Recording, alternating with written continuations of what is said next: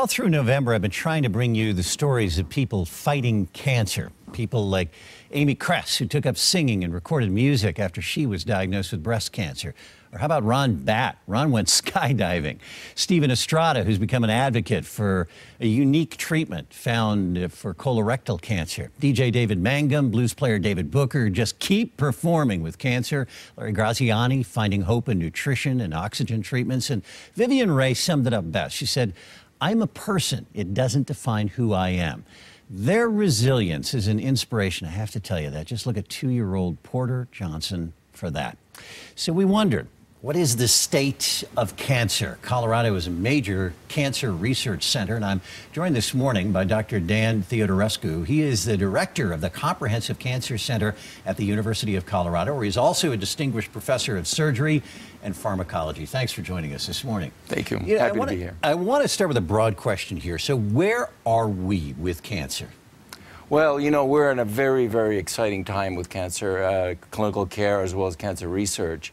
We're really now harvesting all the fantastic basic science that has been done in cancer over the past 20 years.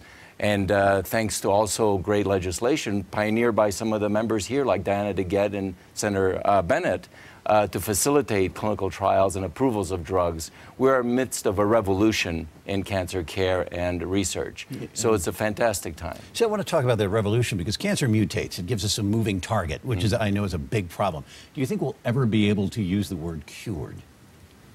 I really do.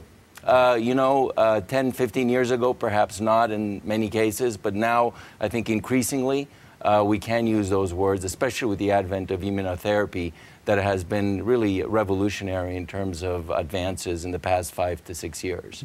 Absolutely incredible. We're using less traditional chemo with its brutal side effects, less radiation. Immunotherapy, what else? What's going to happen here? So immunotherapy is a very, very big advance, but we still have to have cures for many other patients as well.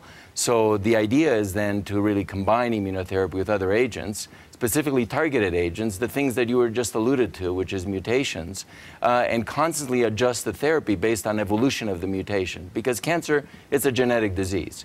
Genes are broken, and we have to fix them or eliminate the cells with the broken genes. So that, combined with immunotherapy, would be sort of the future.